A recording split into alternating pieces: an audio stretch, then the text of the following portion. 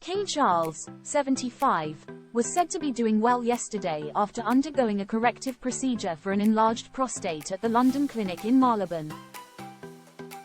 The Princess, 42, had her planned abdominal surgery at the Marylebone Hospital last week, and the monarch opted to be treated at the same site rather than in nearby King Edward VII's. A source said the king was doing well after yesterday's operation. He is expected to stay in hospital for 2 days. Charles arrived at the private clinic at 8:30 a.m. with Queen Camilla, and they visited Kate to check on her progress. Had he picked King Edward VII's, the royal family's favoured hospital, for the surgery, a second bodyguard detail would have been brought in for there too, at an estimated additional cost of £14,000. An insider said, with the princess similarly at the clinic, shared resourcing has been possible with regards to public policing. The king is understood to have pored over the details and felt it was hugely important that the royal family was thinking about the cost implications for taxpayers. He considers it his duty to save money by having only one police presence stationed outside the same hospital.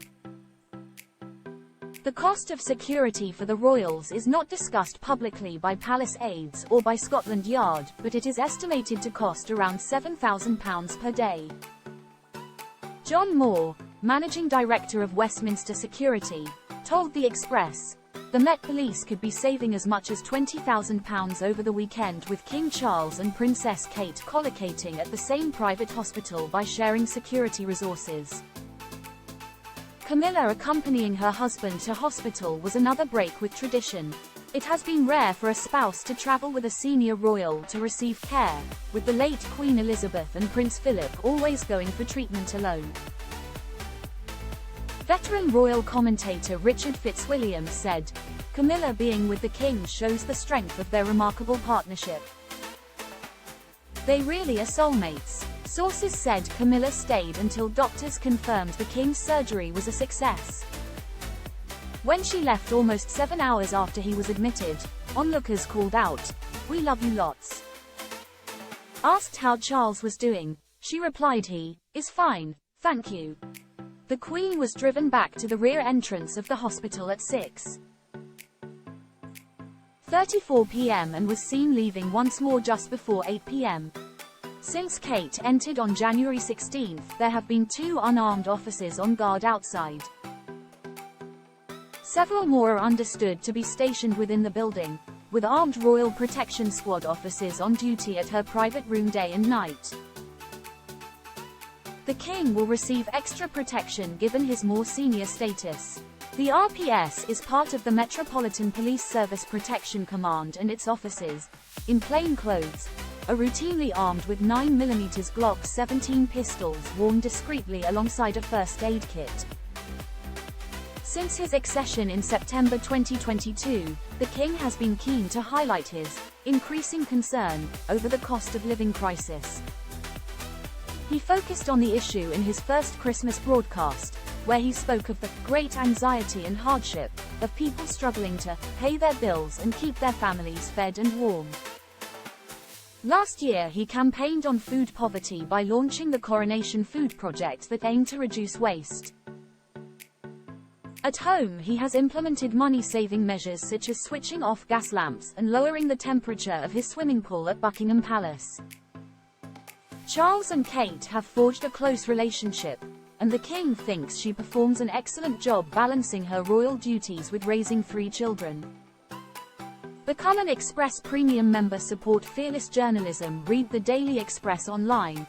Advert free. Get super fast page loading. Start 30-day free trial. In a speech in Kenya last November, he referred to her as his beloved daughter-in-law, and his decision to be admitted to the same hospital would seem to reinforce that close bond. Kate has spent 11 nights there after debilitating surgery that has forced her to take up to 3 months off. It is thought that she will be discharged before long. The king has vowed to return to work as soon as possible. He is said to have been intent on having the procedure on a Friday so as to not overly inconvenience his workload. Sources say he will stick to medical advice to take it easy but will study official documents and read his government red boxes. One source said, "The king has made no secret of his work ethic." While another added, "We fully expect him to be rifling through his paperwork over the weekend."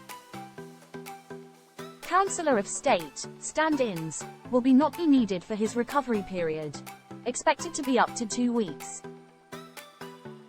The king was diagnosed with the benign condition on January 17 while at Birkhall, Aberdeenshire, after he experienced symptoms. He then stayed at Sandringham, returning to London on Thursday evening. His Majesty is understood to have wanted to share news of his condition to encourage men to have themselves checked. In a statement, aides thanked the public for messages of support and added the king is delighted to learn that his diagnosis is having a positive impact on public health awareness. NHS England said that its enlarged prostate online page received 1 visit every 5 seconds on the day the king's diagnosis was announced, with further boosts in use in the following days.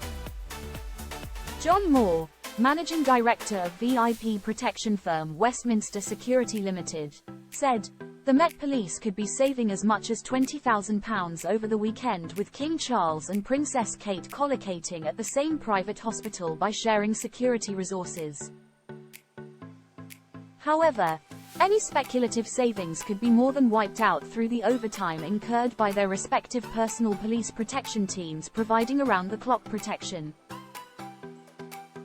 Quote,